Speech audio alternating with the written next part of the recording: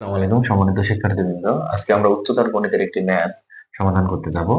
আসলে আমরা সমাধানে যাই। এখানে দেয়া আছে, দেখুন যে log a3 সমান 4 এবং log 3b সমান 5 হলে log ab সমান সমান আসলে কত?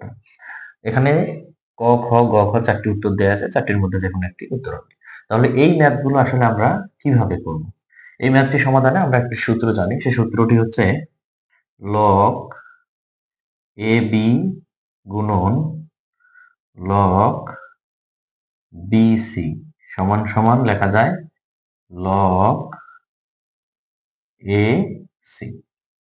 এই যে log এই সূত্রটা যদি আমরা মনে রাখি তাহলে আমরা এই অঙ্কটি সহজে করতে পারবো এবং এই সূত্র দিয়ে আমরা অনেকগুলো অঙ্ক করতে পারবো উচ্চতর গণিতে। যেমন দেখুন এখানে সূত্রটা কি বলছে, log AB গুণন log BC সমান সমান log AC, অর্থাৎ এখানে এই যে B আর এই যে B, এই B দুইটা উঠে যায়, উঠে গিয়ে কি হবে log AC।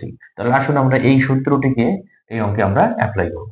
তাহলে আমরা ধরে নেই যে log a3 সমান সমান 4, এটি হচ্ছে সমীকরণ নাম্বার 1। আবার log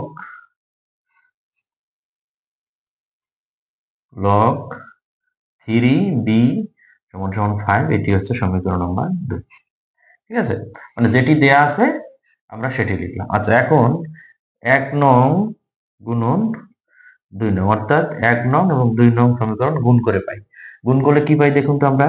তাহলে শুরুতে হচ্ছে কি log a3 গুণন এখানে কি log 3b সমান সমান কি log a3 এর মান কত, log a3 এর মান হচ্ছে 4 গুণন log 3b এর মান কত 5।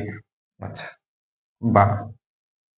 তাহলে আমরা এই যে সূত্রটা দেখুন তো, যেখানে কি আছে এই যে b, এখানে b, এই b কেটে গিয়ে কি আছে ac, তাহলে আমরা এটাকে কি লিখতে পারি log a, এই b চলে যাবে, তাহলে a 3 চলে যাবে, কি থাকবে b, তাহলে log ab সমান সমান কত, এটা গুণফল কত 4 5 20 20। তাহলে দেখুন যে log a3 সমান 4 এবং log 3b সমান 5 হলে log ab এর মান কত, log ab এর মান হচ্ছে 20। তাহলে এখানে ক, খ, গ, ঘ এর মধ্যে উত্তর 20 কোথায় দেখুন হচ্ছে ক। ধন্যবাদ সবাইকে।